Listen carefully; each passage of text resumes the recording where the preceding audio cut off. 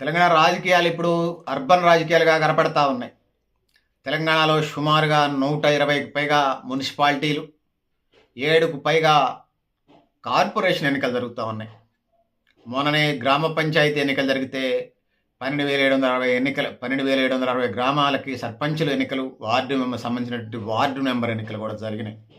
అందులో మేజర్ గ్రామ పంచాయతీలు కూడా ఉన్నాయి. సో అందులో ప్రధానంగా బీసీలకు 42% రిజర్వేషన్స్ వినపడ్డా రాహుల్ గాంధీ ప్రధానమంత్రి అయితే చేస్తామని ఖమ్మం ప్రెస్ మీట్లో కొండా సురేఖ దేవాదాయ ధర్మాదాయ శాఖ మంత్రి అక్కనే నేను కూడా అడిగాను. అది రికార్డెడ్గా ఉంది, మన దగ్గర ఉంది, ఇతర వాటిల్లో కూడా ఉన్నది. వచ్చినప్పుడు మనం అడిగాం, అక్క సురేఖ అక్క నేను ఇట్లా ఫోల్డ్ చేశాను చెయ్యి, బ్రదర్ చెప్పండి అన్నది. నేను ప్రశ్న అడుగుతానని స్టార్ట్ చేశాను. బీసీలకి రాహుల్ గాంధీ ప్రధానమంత్రి అయితే 42% రిజర్వేషన్ ఇస్తారా, మీ ప్రభుత్వం తరపున ఏమైనా పోరాటం చేస్తారంటే అక్క నాతో చెప్పింది. అది రికార్డెడ్ ఖచ్చితంగా మా పోరాటం మేము చేస్తాం ప్రభుత్వం తరపున బ్రదర్ అని చెప్పారు. ఒక కొండా సురేఖ అక్క సంబంధించే కదా, ఆమె పద్మశాలి బీసీ బిడ్డ, ఒక కొండా సురేఖ అక్క సంబంధించిందే కాదు. సో తెలంగాణలో యావత్ బీసీ సమాజానికి సంబంధించి ప్రధానమైన డిమాండ్గా మనకు కనపడతా ఉంది. ఇలా మన గ్రామ పంచాయతీ ఎన్నికల్లో 42% రిజర్వేషన్లు, ఇలా మున్సిపాలిటీ ఎన్నికలు కూడా ఈ పరిస్థితి కనపడతా ఉంది. ఇప్పుడు అర్బన్ ఎన్నికలు వచ్చినాయి. ఈ అర్బన్ ఎన్నికల్లో 120కి పైగా, సుమారుగా 120కి పైగా మున్సిపాలిటీలు, 7-8కి పైగా కార్పొరేషన్ ఎన్నికలు జరుగుతూ ఉన్నటువంటి నేపథ్యంలో సో ఇలా అధికార కాంగ్రెస్ పార్టీ, ప్రతిపక్ష బీఆర్ఎస్ పార్టీ పోటీ పడుతూ ఉన్నాయి. సో అన్ని వాళ్ళ యొక్క అభ్యర్థులు అనౌన్స్ చేశారు.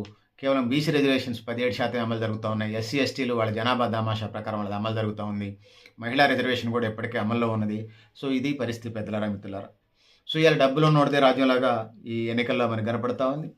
సో అధికార పార్టీ వైపే జనరల్గా మొగ్గు ఉంటుంది అనేది మనం చెప్పవచ్చు. రాష్ట్రంలో ఇంకా 3 సంవత్సరాల అధికారం ఉన్నది కాబట్టి మళ్ళీ ఇతర ప్రతిపక్ష పార్టీ నుంచి గెలిచినా కూడా మళ్ళీ అందులోకి పోయే పరిస్థితి ఉంటుందనేది ప్రజలు కూడా ఒక విచక్షణ చేస్తున్నారు. అర్బన్ ఓటర్లు ఎటువైపు మొగ్గు చూపుతున్నారు అనేది ఇలా ప్రధానంగా మనకి కనపడతా ఉంది. సో ఎందుకంటే అర్బన్ ఓటర్లు చదువుకున్న వాళ్ళై ఉంటారు, ఉద్యోగస్తులై ఉంటారు, సౌకర్యాలకి ఇన్ఫర్మేషన్ టెక్నాలజీకి సంబంధించి అందుబాటులో ఉంటారు. వాళ్ళ నిర్ణయం రాష్ట్రానికి దిశ మార్గనిర్దేశం చేస్తానని వింటా ఉన్నాం. ఇది ఒక భాగం అయితే తెలంగాణ ఆంధ్రాకి సంబంధించి వచ్చినప్పుడు జల వివాదాలు నడుస్తూ ఉన్నాయి. ఇక్కడ రేవంత్ రెడ్డి, అక్కడ చంద్రబాబు నాయుడు ఒక టీమ్గా, ఇక్కడ కేసీఆర్, అక్కడ జగన్మోహన్ రెడ్డి ఒక టీమ్గా మనకి కనిపిస్తూ ఉంటాయి. సో ఇది పరిస్థితి, ఇలాంటి పరిస్థితులు మనకి కనపడతా ఉన్నాయి. ఇలాంటి సిచ్యువేషన్స్ మనకి తెలుస్తూ ఉన్నాయి. సో సోదరులారా, సోదరీమణులారా, సో ఇట్లాంటి పరిస్థితుల్లో ఖచ్చితంగా వాళ్ళు అధికారంలో ఉన్నప్పుడు వాళ్ళే తిరగబడుస్తున్నట్టుగా నిర్ణయాలు తీసుకున్నట్టుగా వాళ్ళ బాకా మీడియాతో చూపించుకోవటం టీవీలలో, మళ్ళీ ప్రతిపక్షంలో ఉన్నప్పుడు వాళ్ళు ద్రోహం చేశారు అని అరవటం. ఇలా ఆంధ్ర తెలంగాణ నాయకులకి ఇలా మన ముందు వీడియోల నిండా, టీవీల నిండా, ఛానల్ నిండా చూసినప్పుడు మనకు అర్థమవుతూ ఉంది. మనం చూస్తూ ఉన్నాం, గొంతు చించుకొని అరుస్తూ ఉంటారు, ఎత్తుకొని అరుస్తూ ఉంటారు. ఎత్తిపోతల పథకాలకు సంబంధించి కానీ, లేకపోతే నీళ్ల రాజకీయాలకు సంబంధించి కానీ నిజంగా కూర్చొని జలాలన్నీ కూడా జాతీయ జల విధానం పాలసీలోనే వస్తాయి. ఆ వైపుగా ముందుకు పోవాల్సిన అవసరం ఉన్నది. సో రాయలసీమకు సంబంధించి కూడా నీళ్ళు ఇవ్వడానికి మనకి అభ్యంతరాలు ఏం లేవు. ఇంకొక వైపు మున్నేరు ప్రాజెక్టు పేరుతో మా గార్లోళ్ళు పోరాటం చేస్తూ ఉన్నారు. సో ఇది పరిస్థితి. సో కుల రాజకీయాలు, దేశంలో కులం ఉంది, కుల రాజకీయాలు చేస్తారు. మీరు చేయలే 79 ఏళ్ళు, మా వాళ్ళు చేస్తే తప్పే ఉందిలే కానీ. సో ఇది పరిస్థితి. సో తెలంగాణలో కవిత ఇంకొక వైపు బీఆర్ఎస్కి వ్యతిరేకంగా రాష్ట్ర వ్యాప్తంగా 33 జిల్లాలు తిరుగుతూ అవినీతి ఎమ్మెల్యేలు, అవినీతి మంత్రులు, అవినీతి ఎంపీలు, అవినీతి అధికారులని దుమ్మెత్తి పోస్తూ ఉంది. అది టీఆర్ఎస్కి, బీఆర్ఎస్కి లాభమా నష్టమా కాలం నిర్ణయిస్తుంది. ఇంకోవైపు కాంగ్రెస్కి సంబంధించి నువ్వు దిగు నేను కూర్చుంటాన చందంగా తయారైంది. సో రేస్లో ఉన్నటువంటి రేవంత్ రెడ్డి రిలీవ్ అయితే వీళ్ళు అసలు పోయినసారి ఏమన్నారు, 10 ఏళ్ళు ఆయన ఫ్లోలో 10 ఏళ్ళు నేనే ముఖ్యమంత్రి అంటే వీళ్ళు పోయి హైకమాండ్కి కంప్లైంట్ చేశారు. బండి నడుస్తుంది, నడవని రాదండి. మీరు గెలుక్కోకపోతే ఇంకో 10 ఏళ్ళు మీరే ఉంటారు, గెలుక్కుంటే మళ్ళీ బీఆర్ఎస్ వస్తుంది. ఖచ్చితంగా వాళ్ళని తట్టుకోలేక కదా మీ కాంగ్రెస్కి పరిపాలన ఇచ్చింది. సో మీరు అవినీతి ఆరోపణలో, అవినీతి కోపాల్లో ఊరికిపోతే మిమ్మల్ని ఎవరు కాపాడలేరు. సో జాగ్రత్తగా ఒళ్ళు దగ్గర పెట్టుకొని పరిపాలన చేస్తే ఈసారి కూడా మీరే గెలిచే పరిస్థితి కనపడతా ఉంది. సో ఇప్పటికిప్పుడు అనేక అవినీతి ఆరోపణలు అధిక ప్రతిపక్ష పార్టీ నేతల మీద చేస్తున్నటువంటి పరిస్థితి మనం చూస్తూ ఉన్నాం. సో ఈ నేపథ్యంలోనే ఆంధ్ర తెలంగాణ పరిస్థితులు, ఇక్కడేం జరిగినా అక్కడ హడావుడి, అక్కడేం జరిగినా ఇక్కడ హడావుడి. కొన్ని లోకల్ సమస్యలను దృష్టి మళ్లించడానికి. ఏది ఏమైనప్పటికీ కూడా గత బీఆర్ఎస్ కేసీఆర్ ప్రభుత్వం 7,20,000 కోట్ల రూపాయలు అప్పు తీసుకొస్తే, ఈ కాంగ్రెస్ ప్రభుత్వం సుమారుగా 2,20,000 కోట్ల నుంచి 3,00,000 కోట్ల దాకా ఇప్పటికే అప్పులు తీసుకొచ్చారు. మళ్ళీ అప్పు పుట్టే పరిస్థితి లేదు. సో ఇట్లాంటి పరిస్థితులు అయితే ఉన్నాయి తెలంగాణ రాష్ట్రంలో. సో ఇది పరిస్థితి. సో ఇప్పుడు ప్రధానంగా అర్బన్ ఎన్నికల్లో ఉండొచ్చు. అర్బన్ ఎన్నికలు ఫిబ్రవరి 11 అయిపోయి 12న రీపోలింగ్ జరిగి 13కి ఫలితాలు వస్తాయి. కానీ ముఖ్యంగా బీసీ రిజర్వేషన్ల సంగతి ఏంది, ప్రజలకు ఇచ్చిన హామీల సంగతి ఏంది? సో ఇది మనం టీఆర్ఎస్ వీడియో చేసేటప్పుడు వాళ్ళు చెప్పారు, వీళ్ళు ఇచ్చినటువంటి 400 హామీలు ఎన్ని అమలు చేస్తున్నారంటే, ఇలా ప్రధానంగా మనం చూసుకున్నప్పుడు కాంగ్రెస్ వైపు నుంచి మనం పరిశీలించి చూసినప్పుడు ఏమవుతుందంటే, రేషన్ బియ్యం ఇచ్చారు, రేషన్ కార్డులు ఇచ్చారు, ఇళ్ల స్థలాలు 80 లక్షల మంది అప్లై చేసుకుంటే ఇలా 65 లక్షల ఎలిజిబిలిటీ అని తెరిచారు. మేము ప్రతి సంవత్సరం 5 లక్షల నుంచి 20 లక్షల మందికి ఇల్లు ఇస్తామని చెప్తా ఉన్నారు. ఇస్తే స్వాగతిద్దాం. ఇల్లు ఇవ్వటం, రేషన్ బియ్యం ఇవ్వటం, రేషన్ కార్డులు ఇవ్వటం, ఫ్రీ బస్సు, ఉచిత బస్సు, ఇవి ప్రధానంగా మనకి కనపడతా ఉన్నాయి, తెలుస్తూ ఉన్నాయి. సో ఇక మిగతా చేయాల్సినవి చాలా ఉన్నాయి. వాళ్ళ మీద వీళ్ళ మీద అరవటం, టైం పాస్ చేయటం, దానివల్ల ఉపయోగం లేదు. నిధులు ఎక్కడి నుంచి వస్తాయి, తెచ్చుకోవాలి. సాక్షాత్తు తెలంగాణ రాష్ట్ర ముఖ్యమంత్రి దావోస్ వెళ్ళాడు, విదేశాలకు వెళ్తూ ఉన్నాడు, నిధుల కోసం వెళ్తున్నాడు, కంపెనీల కోసం వెళ్తున్నాడు. తను హార్వర్డ్ యూనివర్సిటీలో చదువుకోవడానికి కూడా వెళ్ళాడు. ప్రత్యక్ష ఎడ్యుకేషన్ ఒక ముఖ్యమంత్రి స్థాయిలో వెళ్ళి చదువుకొని ఒక సర్టిఫికేట్ తీసుకురావటం తెలంగాణ బిడ్డగా గర్విస్తూ ఉన్నాం. కానీ మరి ఎందుకు భయపడిపోతూ ఉన్నాం? ఈ దేశం, ఈ రాష్ట్రం అభివృద్ధికి సంబంధించి కేంద్రంతో డబ్బు తెచ్చుకోవటానికి, నువ్వు రాబోయే 100 ఏళ్ళు 1000 ఏళ్లకు సంబంధించి ఈ రాష్ట్రాన్ని, దేశాన్ని ప్రపంచం ముందు, ప్రకృతి ముందు, పర్యావరణం ముందు ఎట్లా నిలబెట్టాలనే దానికి సంబంధించి నువ్వు ట్రైనింగ్ చేయొచ్చావు. హార్వర్డ్ నుంచి సర్టిఫికేట్ తీసుకున్నప్పుడు మాకు కూడా సంతోషం వేసింది.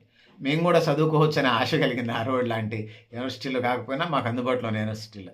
సో నువ్వు మరి ఎందుకు ఇలా ప్రధానంగా కేంద్ర ప్రభుత్వం మీద దెబ్బలాడి ఎందుకు నిధులు తెచ్చుకోలేకపోతా ఉన్నావు? ముఖ్యంగా పెండింగ్ ప్రాజెక్టులు ఎందుకు అమలు చేయలేకపోతా ఉన్నావు? ముఖ్యంగా ప్రజలకు ఇచ్చినటువంటి హామీలు ఎందుకు అమలు చేయకపోతున్నావు?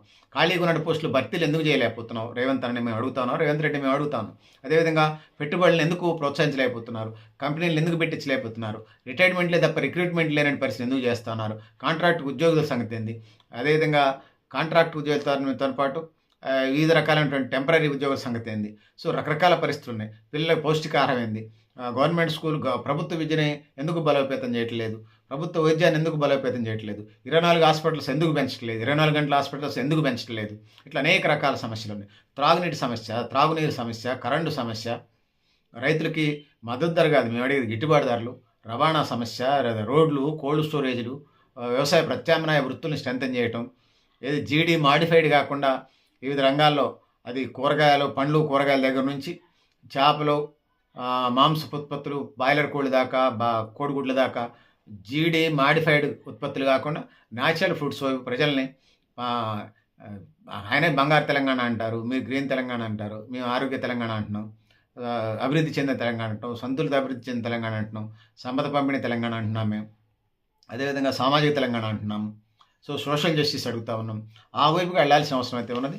సో ఇలా ప్రధానంగా మనకి కనపడేది ఆంధ్ర తెలంగాణ రాజకీయాలు నీటి సమస్య మీద జరుగుతూ ఉన్నాయి. ఇలా అవినీతి ఆరోపణలకు సంబంధించి ఒకళ్ళ మీద ఒకళ్ళు ఆరోపణ చేసుకున్నారు. కేసీఆర్తో సహా సిట్టికి పిలిచిన తర్వాత ఇలా అవినీతి రాష్ట్ర వ్యాప్తంగా చర్చ జరుగుతుంది. జాతీయ మీడియా కూడా రాస్తూ ఉంది. సో తెలంగాణ నాయకులు ఇట్లా ఉన్నారా అనేది దేశం ముందు తల ఉంచుకోవాల్సిన పరిస్థితి తెలంగాణ సమాజానికి వచ్చిందా అనేది, దాపురించింది అనేది మనకి కనపడతా ఉంది. ఇది అవినీతికి సంబంధించింది కదా, అభివృద్ధికి సంబంధించిన ఎజెండాగా మనం ముందుకెళ్ళాలి. ఆ వైపుకు అడుగులు పడాల్సిన అవసరం ఉంది. సో ముఖ్యంగా వామపక్షాలు ఉనికి కోసం పోరాటాలు చేస్తూ ఉన్నాయి. సో గ్రామ పంచాయతీ ఎన్నికలతో పాటు అర్బన్ ఎన్నికల్లో కూడా, మున్సిపల్ కార్పొరేషన్ ఎన్నికల్లో కూడా వాటి ఉనికిని నిలబెట్టుకొని వాళ్ళ బలాన్ని, బలోపేతాన్ని మళ్ళీ పునర్వైభవం అంటున్నారు. ఆ వైపుకు అడుగులు వేస్తున్న పరిస్థితి మనకు కనపడతా ఉంది. ఇక బీజేపీ మరి బీసీ రిజర్వేషన్స్ ఇవ్వకుండా, బీసీలకి 42%, 44% రిజర్వేషన్స్ ఇవ్వకుండా మళ్ళీ ఓట్లు ఎట్లా అనుకుంటున్నారు? ఉత్తర భారతదేశం అనుకుంటున్నారా దక్షిణ భారతదేశం అంటే?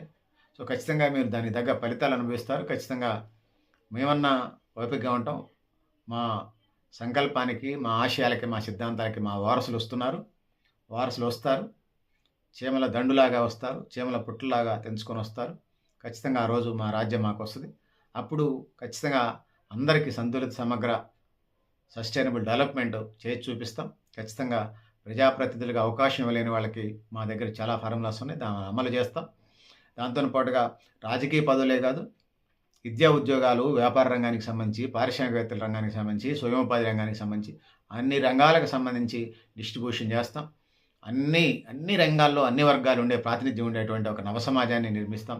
ఆ వైపుగా అడుగులు వేయాలని చెప్పేసి, ఆ వైపుగా అడుగులు పడతాయని చెప్పేసి భావిస్తా ఉన్నాం. సో రాజకీయ పార్టీలు నేను ఎప్పుడూ చూస్తా ఉన్నాను. ఈ 30 ఇయర్స్ ఇండస్ట్రీలో, ఈ 40 ఇయర్స్ ఇండస్ట్రీలో చిన్నప్పటి నుంచి చూస్తా ఉన్నాను. ఎన్నికలు వచ్చే నాటికి అసలు సమస్య పక్కదారి పడతా ఉంటది. ఇలా తెలంగాణ రాష్ట్రంలో అర్బన్ ఎన్నికలు జరుగుతుంటే అధికార ప్రతిపక్ష పార్టీలకు సంబంధించి, లేదా రాజకీయ పార్టీలకు సంబంధించి ఒక ఎజెండా జరుగుతా ఉంది. వాళ్ళ అవినీతి మీద వీళ్ళు విమర్శించడం, వీళ్ళు ఏం చేయలేదని వాళ్ళు విమర్శించడం, వాళ్ళు కూడా అవినీతి చేశారని వీళ్ళు విమర్శించడం. అది ఇలా పట్టణ ఎన్నికలే గ్రామ పంచాయతీ ఎన్నికలు ఆల్రెడీ మాట్లాడాం. గ్రామాల్లో ఉన్నటువంటి మౌలిక వసతుల మీద త్రాగునీరు, రోడ్లు, రవాణా సదుపాయాలు, కోల్డ్ స్టోరేజ్లు, అయితే వ్యవసాయ రంగం, వ్యవసాయ కూలీలకు సంబంధించిన అంశాలు అనేక మాట్లాడాం. గ్రామీణ వీధి లైట్లకు సంబంధించి, వ్యవసాయ ప్రత్యామ్నాయ రంగాల అభివృద్ధికి సంబంధించి మాట్లాడాం. పట్టణ ప్రాంతాలకు వచ్చినప్పుడు మెప్మా పనిచేయట్లేదు, అది ముండమోసిన, అది ఒక 2 కాళ్ళ జంతువు, 4 కాళ్ళ కూడా కాదు. మెప్మా పట్టణ పేదరిక నిర్మూలన సంస్థ 2 కాళ్ళ జంతువు, నడవలేదు, కుంటలేదు, గుడ్డలేదు, కూర్చున్న సాటనే కూర్చుంది. పట్టణ పేదరికం ఎట్లా పోతుంది? పట్టణం ఉన్న పేదలకి ఇళ్ల సంగతి ఏంది? ఉపాధి సంగతి ఏంది? ఇప్పుడు బతికేది ఎట్లా? ఉద్యోగాలు ఏం చేస్తూ ఉన్నారు? త్రాగునీరు సంగతి ఏంది? త్రాగునీరు 100% ఇస్తున్నారా? అవుట్కట్స్లో నీళ్ళు ఇవ్వలేకపోతున్నారు. అవుట్కట్స్లో మౌలిక సదుపాయాలు, అవుట్కట్స్ కాదు సాక్షాత్ సిటీ లోపల కూడా. నేను సర్వే చేసినప్పుడు, సాక్షాత్తు న్యూ లక్ష్య స్వచ్ఛంద సంస్థగా సర్వే చేసినప్పుడు మనం చూసాం 365 రోజులు నీళ్లు ఉన్న ప్రాంతాలు ఉంటాయి. డ్రింకింగ్ వాటర్ సమస్య చెప్తున్నారు అర్బన్ సమస్యలకు వచ్చినప్పుడు. 365 రోజులు నీళ్లు లేని ప్రాంతాలు చూశాను. వేసవి కాలంలో నీటి ఎద్దడి ఉండి, వర్షాకాలం నీటి ఎద్దడి లేని ప్రాంతాలు, ఈ 3 చూశాను. మూడిట్లలో మనం 2 సమస్యలు ఉన్నాయి ఇక్కడ. రెండిట్లలో వేసవి కాలంలో నీటి ఎద్దడి ఉన్నాయి, 365 రోజులు నీటి ఎద్దడి ఉన్నాయి. ఇక్కడ ఈ 365 రోజులు నీటి ఎద్దడి ఉన్న ప్రాంతాలకి, పట్టణ ప్రాంతాల్లో పట్టణ ఎన్నికలు జరుగుతున్న క్రమంలో మీరేమైనా ఎజెండాలో పెట్టారా? ఎజెండా లేదు కదా. మరి ఎట్లా ఈ దేశము, ఈ రాష్ట్రం, ఈ దేశం అభివృద్ధి చెందేది? సో కరెంటు అవుట్కట్స్లో డీవీలు తక్కువై ఓవర్ లో వోల్టేజ్తోని వాళ్ళు కష్టపడి చెమటలు చిందించి, కండలు కరిగించి, నెత్తురు మరిగించి, చెమటలు చిందించి, కండలు కరిగించి, నెత్తురు మరిగించి కష్టపడినటువంటి డబ్బులు పెట్టి టీవీలు, ఫ్రిడ్జ్లు, కూరలు కొనుక్కుంటే మీ లో వోల్టేజ్కి అన్నీ కాలిపోతాయి. మళ్ళీ వాళ్ళు అప్పులు చేసి సంవత్సరాల తరబడి అప్పులు చేయాలా? అప్పుల పాలు కావాలా? సో డీబీలు వేయండి. కోతులు పెడదా, దోమలు పెడదా, కుక్కలు పెడదా, పాములు పెడదా, వీటి నివారణకి సంబంధించి ఎజెండా లేదు. ఖచ్చితంగా వాటిని ఎజెండాలో తీసుకోండి. లైబ్రరీలు పెట్టండి. గుడులు, చర్చిలు, మసీదులకు సంబంధించి మీ కర్తవ్యాలు నిర్వర్తించండి. సో వాళ్ళ పూజలు వాళ్ళు చేసుకునండి, కానీ మైకులు ఖచ్చితంగా గ్రౌండ్ ఆవరణలోపు రోజుకు పొద్దుపూట 1 గంట, మాటిపూట 1 గంట పర్మిషన్స్ ఇవ్వాలి, ఏ మతం అయినా సరే. సో దానిప్పుడు సీసీ రోడ్లు వేయాలి, అంతర్గత రోడ్లు వేయాలి, డ్రైన్లు కట్టాలి, గంబూషా చేపలు వేయాలి, పాకింగ్ యంత్రాలు చేయాలి, మొక్కలు నాటాలి, హరితహారం అంటారా, వన మహోత్సవం అంటారా, మీరు ఏదన్నా పేరు పెట్టుకోండి. ఆ విధంగా ముందుకు పోవాల్సిన అవసరం ఉన్నది. ఇళ్ల స్థలాలు ఇచ్చినప్పుడు మీరు 70 గజాలు కదా, 200 గజాలు వేయండి. దరిద్రానికి 100 గజాలు అన్నాయండి. వాడు కొడుకు కోళ్ళు వస్తే ఒక రేగు షెడ్ అని వేసుకుంటే ఆ గదిలో ఉంటారు కదా, అంత ఇరికిరికి గళ్ళలో మేము మొక్కలు పెంచితే మొక్కలాడేయాలి అంటా ఉన్నారు. మీరు ఇచ్చే 70 గజాలకి 2 గదులు వేసుకొని, బాత్రూమ్ లెట్రిన్ కట్టుకొని, కుర్చీ వేసుకుని టైం ఉండదు. గొర్రెని పెంచుకోవద్దు కదా, ఒక మేకని పెంచుకోవద్దు కదా, కోడిని, కుక్కని అసలే పెంచుకోవద్దు కదా. సో అందుకోసం ఇళ్ల స్థలాలు ఇచ్చినప్పుడు పట్టణాల్లో మీరు ఖచ్చితంగా కొంచెం దూరమైన, 5 కిలోమీటర్ల దూరమైనా, 2 కిలోమీటర్ల దూరమైనా ఊరికి ఆనుకొని ఉన్నటువంటి స్థలాలను కొని ఖచ్చితంగా వాళ్ళకి 100 గజాలు ఇచ్చే ప్రయత్నం చేయండి. ఆ విధంగా వాళ్ళు పట్టణానికి మళ్ళీ వచ్చేసి ఏదో పని చేసుకుంటారు. మీరు 10 కిలోమీటర్లు, 20 కిలోమీటర్లు ఆ రవాణా సదుపాయాలు లేని చోట ఇస్తే మళ్ళీ వాళ్ళు సిటీకి వచ్చి పని చేసుకొని బతకాలి. అర్బన్ ఓటర్లుగా పేరు పడ్డవాళ్ళంతా ఆ వైపుగా ఎన్నికలలో చూస్తూ ఉన్నాం. ఆ వైపుగా అసలు అడుగులు పట్టలేదు. ఎప్పుడు ఎన్నికలు వచ్చినా కూడా వాళ్ళేంది వీళ్ళేంది, రెండింటి మధ్యన ప్రధానమైనటువంటి ప్రజల సమస్యలు పక్కదారి పడతా ఉన్నాయి. నాకు తెలిసి బీహార్ ఎన్నికల్లో ప్రశాంత్ కిషోర్ చెప్పినవి నిజమే, ప్రజలంతా ఒప్పుకుంటున్నారు. కానీ అవి భవిష్యత్తులో 2 దశాబ్దాల తర్వాత పరిష్కారం అవుతాయండి. అసలు ఇప్పుడు ప్రజలు ఏమనుకుంటున్నారో ప్రశాంత్ కిషోర్ చెప్పాడు. ఆయన 3rd ప్లేస్ ఇచ్చారు, 1-2 ప్రాతినిధ్యం ఇచ్చారా. సో అట్లనే ఉంటుంది. ప్రజలు కూడా ఇలా ఆలోచన చేయాల్సినటువంటి అవసరం అయితే ఉన్నదని తెలియజేసుకుంటా ఉన్నాను. అర్బన్ ఎన్నికలు విద్యావంతులు కూడా ఇలా అమ్ముడుపోయే పరిస్థితి మనకు కనపడతా ఉంది. అపార్ట్మెంట్లలో, ప్లాట్లలో, ఇళ్లలో డబ్బులు తీసుకోబాకండి. మీకు ఇచ్చిన ఓటు హక్కుని మార్గనిర్దేశంగా ఉండండి. కొన్ని విలువలు అనేది పాటించాలి. ఒక మనిషి ఎవరు తిన్నా అదే 4 ముద్దలన్నో, అయ్యే 4 రొట్టెలు, 4 ఇడ్లీలు, 4 బోండాలు, 1 దోశ, 2 దోశలు, అదే కదా ఎవరు తిన్నా. ఎందుకు మరి అంత అవినీతి? మీ వారసులు ఎవరైనా, నేను నా వాళ్ళు, నీ వాళ్ళు అంటున్నా, వారసులు ఎవరైనా మన తర్వాత తరాలకు సంబంధించి వాడు తాగుబోతూ తిరిగిపోతూ అయ్యిండు అనుకోండి, వేస్ట్ ఫెలో, గుర్ర పందాలో, జోదమో, పేకాట ఆడాడు అనుకోండి, మీరు ఎన్ని ఆస్తులు కూడబెట్టినా కూడా దుల్లా.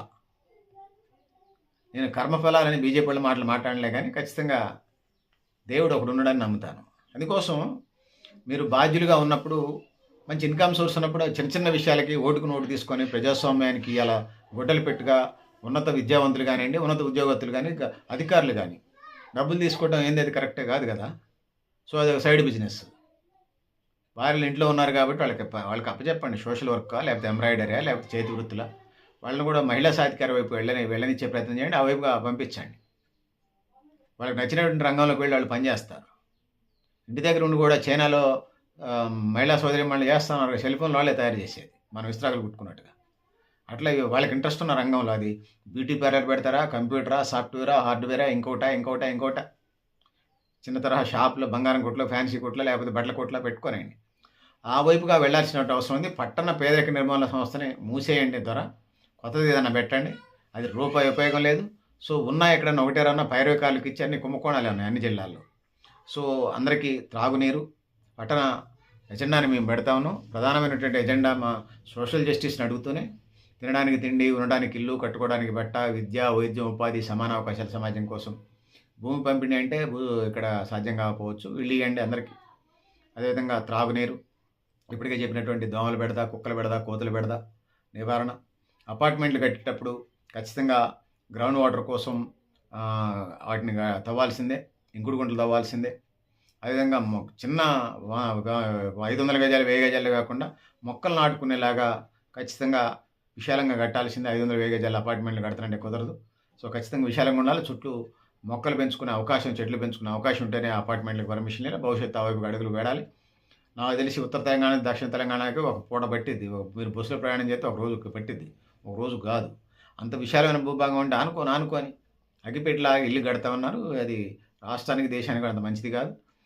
సో రవాణా సౌకర్యాలు పెరగాలి. సో పట్టణాలు, గ్రామాలు లింకప్ అయి ఉన్నాయి. అది గ్రామీణ ప్రాంతాల నుంచి పట్టణ ప్రాంతాలకు వచ్చినప్పుడు.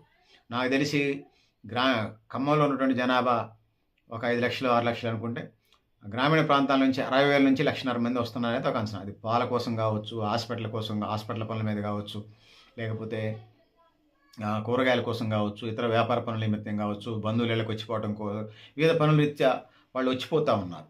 అది రైలు రూపంలో, బస్సుల రూపంలో, ఆటోల రూపంలో, 2 వీలర్ రూపంలో, ఏదో ఒక రూపంలో వచ్చిపోతూ ఉన్నారు. సో ఇది పరిస్థితి. ఇప్పటికే చెప్పాము. ఇంకా పట్టణ ప్రాంతాల్లో వైకుంఠ ధామాలు అంటే శ్మశాన వాటికలు, అది హిందువులకు కానీ, ముస్లింలకు కానీ, క్రిస్టియన్స్ కానీ, వాటిని అవుట్కట్స్లో ఎక్కడైనా తీసుకొని ఖచ్చితంగా వాటిని నిర్మించి వెంటనే బోర్లు వేయండి, ఖచ్చితంగా గదులు కట్టండి, 1-2 వర్షాకాలం ఇబ్బంది లేకుండా. ఫౌండేషన్ కూడా కట్టండి, అందులో నిధుల్లో పెట్టి కట్టండి. అది ఏ మతానికి సంబంధించిన శ్మశాన వాటికలైనా ఆ వైపుకి అడుగులు పడాలి. బరేల గ్రౌండ్కి సంబంధించి మా ఖమ్మంలో అయితే వాళ్ళు 10 ఏళ్ల బట్టి పోరాటం చేస్తున్నారు, దిక్కు దివాణం లేదు. హిందూ శ్మశాన వాటికలో ఆ కబ్జాలు జరిగితే మాట్లాడేవాళ్ళు లేరు.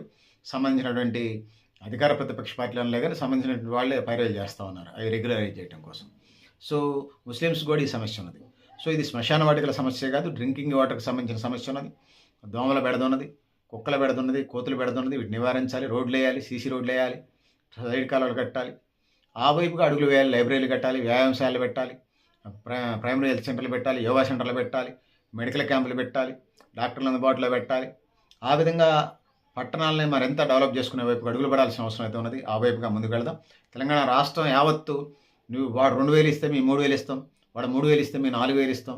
మీ దగ్గర డబ్బులు ఉన్నాయి, ఇస్తారు, మళ్ళీ అంతకంత సంపాదించుకుంటారు. నేను ఒక వ్యక్తితో, ఒక పార్టీ గురించి అట్లా, ఇది ఈ దేశానికి అంత మంచిది కాదు, ఈ రాష్ట్రానికి అసలే మంచిది కాదు. సో మిగులు బడ్జెట్ ఉన్నటువంటి తెలంగాణ విడిపోయే నాటికి ఇలా 10 లక్షల కోట్ల అప్పుల్లో ఉన్నాం. గత పాలకులు 7.5 లక్షల కోట్లు, ఇప్పుడు పాలకులు 2.5 నుంచి 3 లక్షల కోట్లు, 10 లక్షలకు పైగా 10 లక్షల కోట్లకు పైగా అప్పు ఉంది. ఇంకోవైపు కేంద్ర ప్రభుత్వం, మనం మొన్న ఒక వీడియో కూడా చేశాం, 1,34,000 అప్పు, 1,34,000 అప్పు, 146 కోట్ల జనాభా భారతదేశం ఉంటే ప్రతి ఒక్క హెడ్ మీద, ప్రతి ఒక్క మనిషి మీద 1,34,000 అప్పు ఉన్నది. దాంతో పాటు రాష్ట్ర ప్రభుత్వం చేసినటువంటి 10 లక్షల కోట్ల అప్పు, అది కూడా మళ్ళీ క్యాలిక్యులేషన్ చేద్దాం, అది కూడా 3 లక్షలు 4 లక్షలు ఉన్నది. అంటే 5-6 లక్షల అప్పు ప్రభుత్వాలు చేసిన అప్పు. దాంతో ఇప్పుడు 100కి 90 నుంచి 99% మంది ప్రజలు వ్యక్తిగత అప్పుల్లో ఉన్నారు. సో ఈ రుణాల నుంచి ప్రజలను బయటపడేపించే ప్రయత్నం చేయాలి. అది నిజమైన డెవలప్మెంట్, అది సంతులిత అభివృద్ధిగా మేము భావిస్తున్నాం. ఆ వైపుగా అడుగులు పడాలని చెప్పేసి ప్రయత్నం చేస్తున్నాం. ఆ వైపుగా అడుగులు పడాలి. దాంతో పాటు అడుగులు పడటంతో పాటుగా సామాజిక న్యాయం కూడా జరగాలి. తినడానికి తిండి, ఉండడానికి ఇల్లు, కట్టుకోవడానికి బట్ట, విద్య, వైద్యం, ఉపాధి, స్కిల్ డెవలప్మెంట్ ప్రోగ్రామ్స్, సమాన అవకాశాల సమాజం కోసం, భూమి పంపిణీ, అదేవిధంగా సామాజిక న్యాయం. ఆ విధంగా మేమెంత మాకంత వాట, మీరంతా తీసుకోండి. మొత్తం ఈ దేశ అన్ని రంగాల్లో అందరి ప్రజల భాగస్వామ్యం ఉండాలి. సంపద పంపిణీ కూడా అందరికీ పంపిణీ జరగాలని తెలియజేసుకుంటూ, సో పెద్దలారా, మిత్రులారా మీరు కూడా మీ మీ అభిప్రాయాలను కామెంట్ బాక్స్ రాయని తెలియజేస్తూ, నేను Garidepalli Satyanarayana, new Lakshya organisation. Thank you. Thank you అని ఉండాలి పెద్దలారా, మిత్రులారా.